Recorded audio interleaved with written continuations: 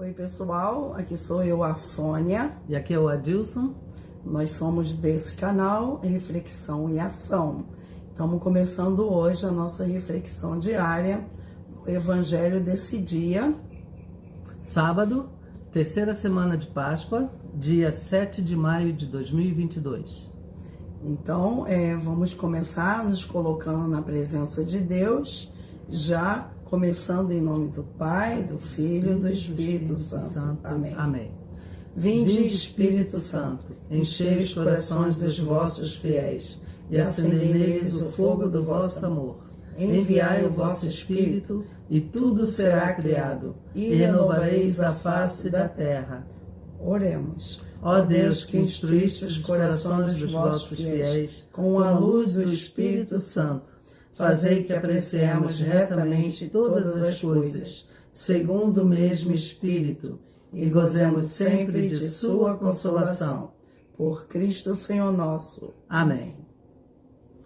O evangelho de hoje é do livro de São João, capítulo 6, versículos de 60 a 69. A quem iremos? Tu tens palavras de vida eterna. Proclamação do Evangelho de Jesus Cristo segundo São João. Glória a vós, Senhor. Glória a vós, Senhor. Naquele tempo, muitos dos discípulos de Jesus que o escutaram disseram: esta palavra é dura, quem consegue escutá-la?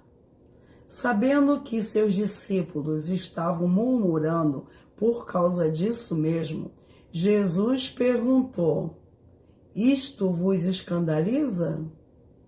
E quando virdes o Filho do Homem subindo para onde estava antes? O Espírito é que dá vida, a carne não adianta nada. As palavras que vos falei são Espírito e vida. Mas entre vós há alguns que não creem. Jesus sabia, desde o início, quem eram os que não tinham fé e quem havia de entregá-lo.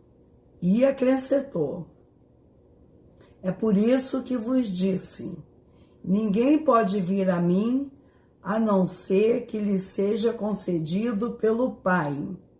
A partir daquele momento, muitos discípulos voltaram atrás e não andavam mais com ele. Jesus disse aos 12: vós também vos quereis ir embora? Simão Pedro respondeu: a quem iremos, Senhor? Tu tens palavras de vida eterna. Nós cremos firmemente e reconhecemos que tu és o Santo de Deus. Palavra da salvação. Glória a vós, Senhor. Mais um trecho maravilhoso, né? Do Evangelho de São João. Esse evangelho completa aquele, né? Quando Jesus fala que ele é o pão vivo descido do céu. Esse que nós não fizemos a reflexão, né? Não fizemos aqui online porque tivemos que resolver umas coisas e não foi possível fazer o vídeo. Mas justamente esse evangelho é uma continuação do evangelho anterior. Basicamente, aqui é a continuação da pregação de Jesus, em que ele diz que quem não comer a carne dele, não beber o seu sangue, não terá a vida eterna. E isso é que escandalizou esses discípulos. Olha, esse evangelho, para a gente entender esse evangelho que acabamos de ler, a gente precisa estar familiarizado com o que aconteceu anteriormente.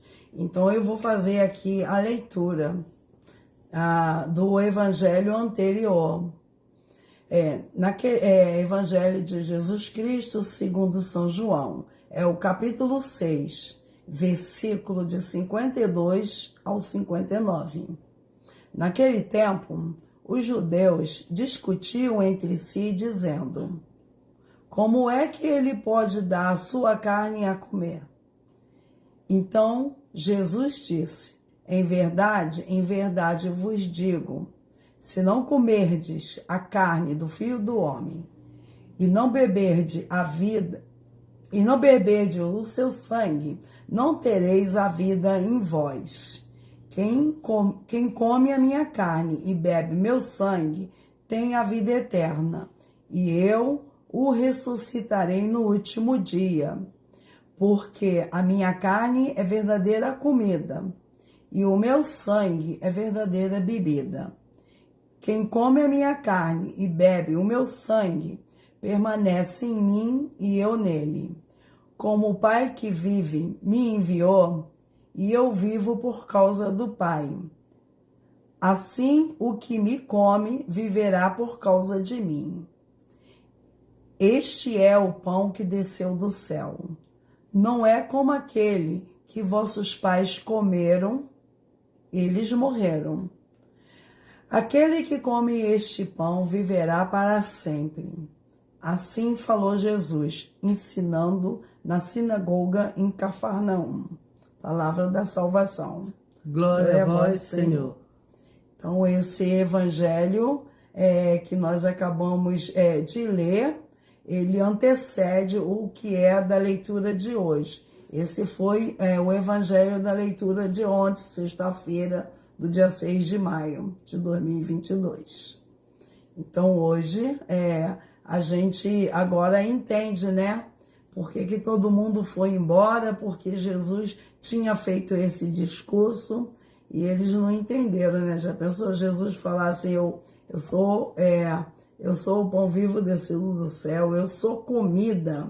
Então, deve ter causado realmente... Quem não comer a minha carne não vai ter vida. Então, eu imagino a confusão que isso deve ter feito na cabeça daqueles discípulos que ainda não estavam entendendo o que Jesus realmente estava querendo mostrar. E eu imagino que eles devem ter pensado assim, ele quer que a gente se torne canibal, antropófago, comer a carne dele. Então... Por isso os discípulos disseram para Jesus, né? Esta palavra é dura, quem consegue escutá-la? Sabendo que seus discípulos murmuravam, eles estavam dizendo isso entre eles, né? Jesus perguntou, isso vos escandaliza? Vocês estão espantados com isso, né? E quando vocês virde o Filho do Homem subindo para onde ele estava antes, né? Quer dizer, Jesus achou que eles estavam se escandalizando com isso, mas ainda ia ter coisa mais forte, né, para acontecer, né? Os olhos deles estão para ver coisas que eles jamais haviam visto antes, né? Ver um homem subindo ao céu, né? Imagine. E Jesus fala bem claro, olha, Jesus, ele não retira nenhuma palavra. Ele não fala, olha, foi um equívoco, vocês entenderam errado, eu estou usando uma linguagem, uma parábola, uma comparação, ou uma metáfora. Eu não estou falando, não é ao pé da letra, não. Pelo contrário. Esse evangelho faz a gente pensar muito bem, que Jesus está realmente presente na Eucaristia, né? No pão eucaristizado. No pão eucarístico. Jesus está presente. Então, Jesus falou bem claro, as palavras que vos falei são espírito e vida. Mas entre vós há alguns que não creem. Somente creriam nessa palavra aqueles que realmente deixassem com que o Espírito os instruísse, né? Porque são palavras espirituais, profundas, de vida, e somente quem é ensinado e guiado pelo Espírito é que pode entender essas palavras. No versículo 66, o São João relata que, a partir daquele momento, muitos discípulos voltaram atrás e não andavam mais com ele. Então, saíram falando, esse homem é um maluco, é um doido, eu vou ficar seguindo ele. vou seguir ele, eu vou depois ter que comer a carne dele. Ele está dizendo que ele é comida, que ele é bebida, então não entenderam, foram embora. Eu fiz, quando uma vez, dando aula para jovens adolescentes, a gente estava justamente, a aula era sobre essa parte do evangelho. Então eu falei para um menino, tira um pedaço do meu braço aqui. Aí o menino, tira um pedaço do seu braço? Eu falei, tira, porque se você comer um pedaço do meu braço, você vai ter mais vida. Aí ele falou, não. Aí eu falei, exatamente, não, se você comer o meu braço, não vai acontecer nada, vai acontecer uma tragédia aqui, né? Porque na verdade, assim, quando Jesus estava ainda na vida pública, ainda não tinha chegado aquela quinta-feira que nós chamamos Quinta-feira Santa, quando Jesus instituiu a Eucaristia, quando ele abençoou o pão e disse: tomai e comei, isso é o meu corpo que é dado por vós. Nós fizemos essa leitura no outro dia. E no final da janta, ele abençoou o vinho e falou: tomai e bebei, isto é o meu sangue, que será derramado para a salvação de muitos. E então... fazer isto em memória de mim. Quando ele falou, faça isso em memória de mim. Então, desde que Jesus se foi, a gente lê no Atos dos Apóstolos que os discípulos eram unânimes em oração, na oração e na fração do pão. Eles já tinham o hábito, eles eram unânimes, se reuniam em oração, faziam as leituras bíblicas. Tem até um relato, está no catecismo, quem que é São Justino, né? São Justino Mártir, que certa vez foi encomendado pelo imperador Valentiniano a participar secretamente de uma das reuniões dos cristãos, só para ver o que eles faziam durante a reunião, porque o imperador estava curioso de saber o que eles faziam. E São Justino Mártir, então, como se fosse um espião, participou lá da reunião, que na realidade já era missa, né? Só que ainda não tinha esse nome de missa, porque a igreja ainda estava em Jerusalém, ainda não tinha ido para Roma, né? Esse nome só passou a ser usado depois, mais tarde, que vem do latim, que significa missão. Então, São Justino participou dessa missa e ele descreveu exatamente tudo o que aconteceu durante essa reunião, que o presidente fez a oração inicial, que louvaram a Deus, que depois repartiram o pão e o presidente consagrou o pão e o vinho e distribuiu entre todos que estavam ali. Tudo exatamente como acontece todos os dias nas Santas Missas. Então, São Justino Magno, eu olhei aqui na Wikipedia, está dizendo que ele viveu entre o ano 100 e 165. E essa reunião, essa missa que ele participou como espião, foi mais ou menos lá pelo ano 131, por aí, 132, se eu não me engano. Então, bom, nós nem pensávamos de tocar nesse assunto, senão estaremos preparados para dizer qual é a parte lá no catecismo onde vocês vão ler esse relato original, que ainda tem guardado até hoje. E é muito interessante, eu recomendo que todos vão lá e leem essa passagem, essa parte do catecismo. Muito interessante a maneira como São Justino Mártir descreve todo aquele ritual. Ele até conta que os discípulos juntos, né, traziam o seu alimento, como está dizendo no Atos dos Apóstolos, chamava HP, né? Eles vinham, cada um trazia a sua comida, comiam junto, abençoavam e que abençoava o pão. Então ele dá um relato completo como foi esses primeiros anos do cristianismo, e ele relata o que hoje ainda acontece na missa, né? Exatamente, assim, a gente chega na igreja, é acolhido e a gente é convidado, né? O sacerdote nos introduz, né?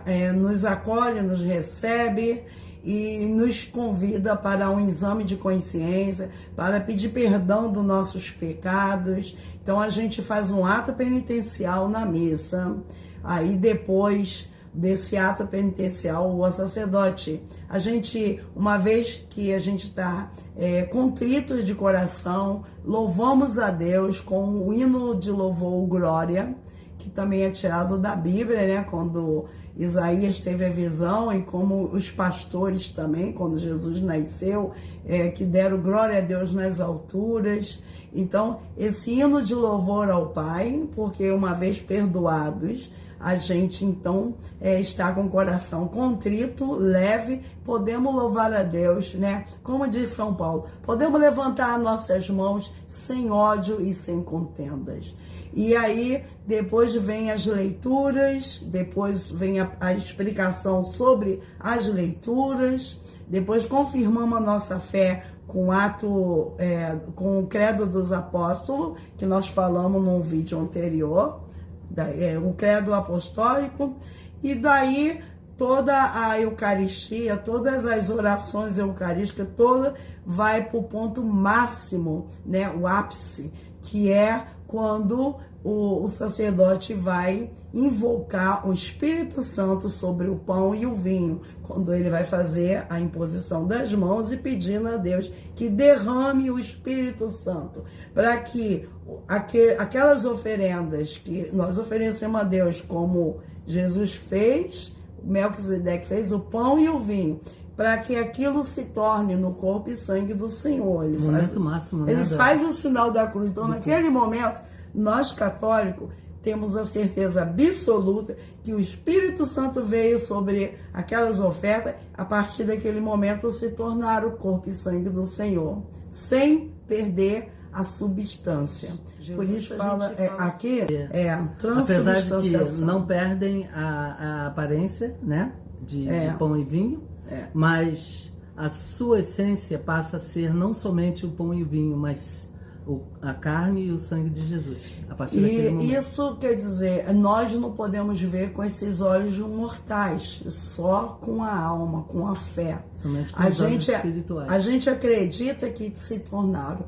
Existe na história, assim, existe fatos verídicos de muitos lugares onde ocorreram muitos milagres eucarísticos. Já houve caso de vidente que via Jesus e que na hora que recebeu a comunhão, eu me lembro de um neurocientista, o doutor Ricardo Castaneda, né? Ele então uma vez fez um exame numa mulher que dizia que via Jesus, mas a igreja chamou ele para ele examinar, que ele tinha os aparelhos que ele podia calcular, medir o grau delta do cérebro da pessoa.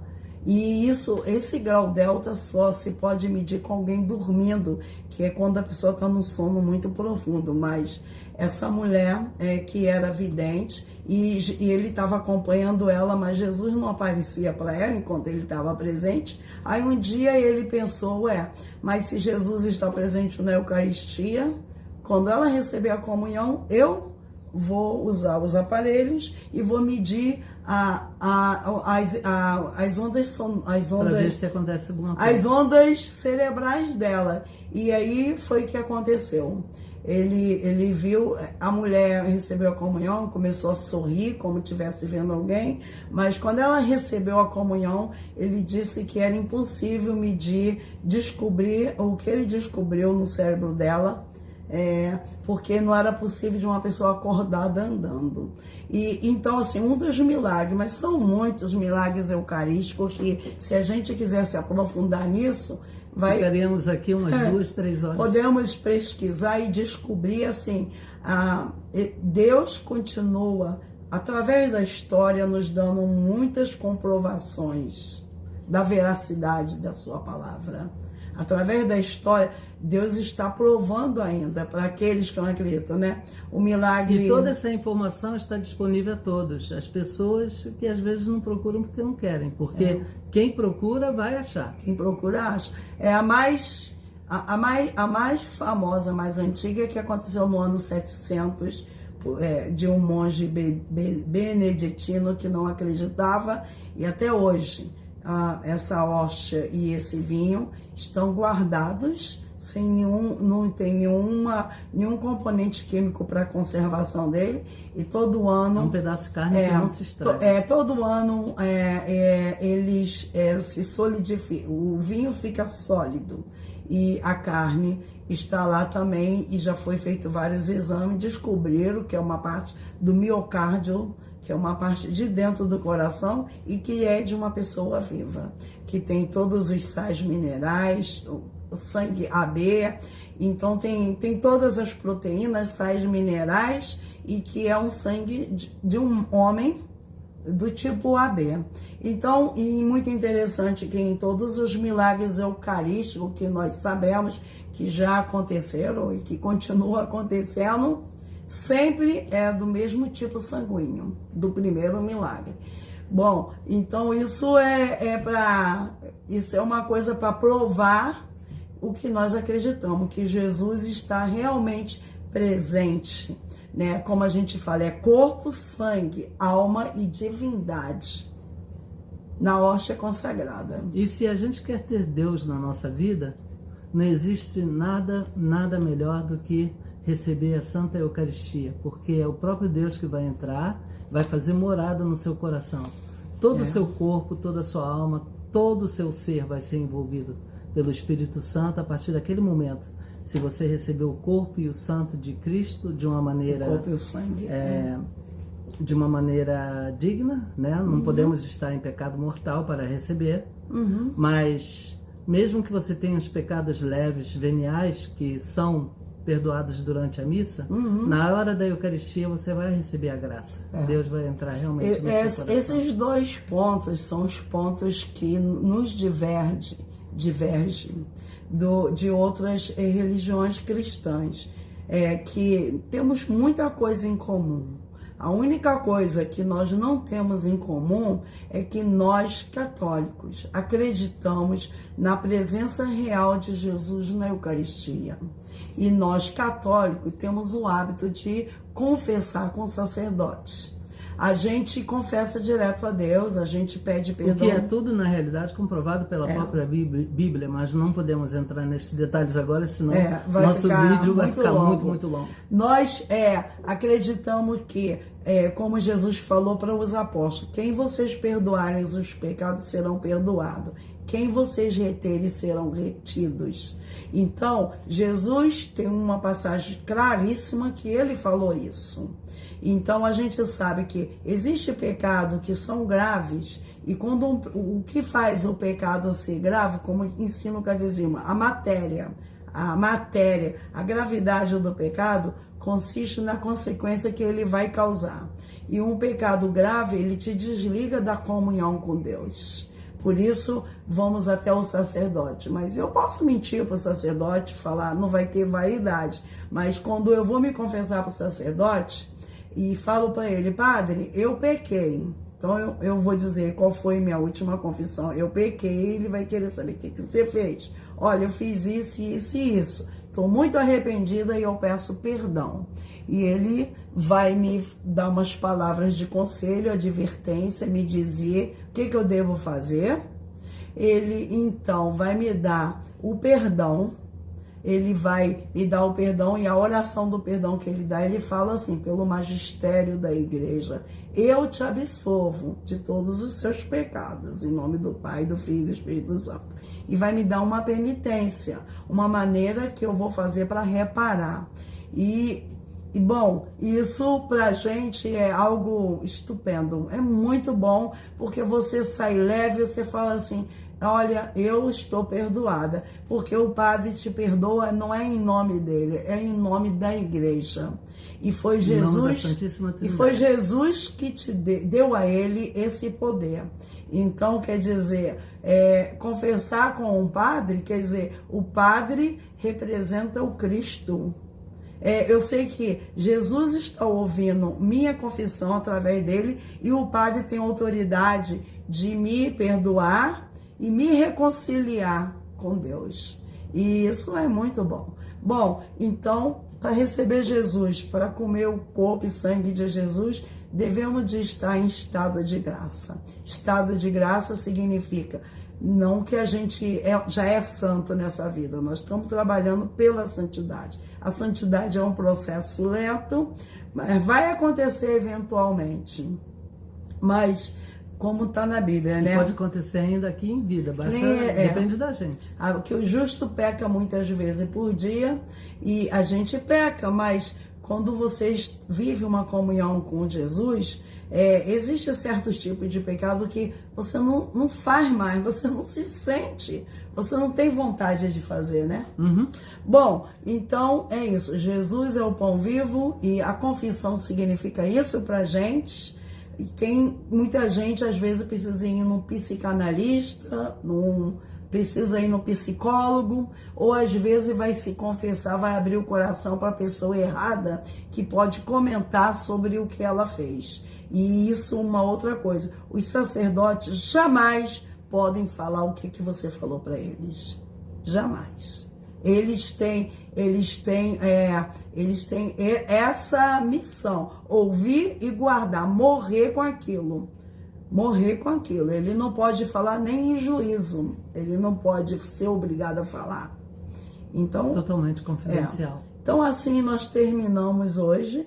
Pedimos ao Senhor, né, que tudo que falamos aqui, né, seja de bom proveito para nós e para vocês que estão nos ouvindo, e que o Senhor continue mostrando para a gente a verdade que liberta.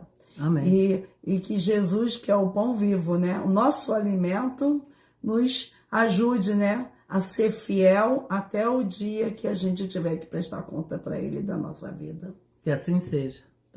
Então nós terminamos em nome do Pai, do Filho, do Espírito Santo. Amém. Amém. E até amanhã, se Deus quiser. Obrigado pela participação e até amanhã.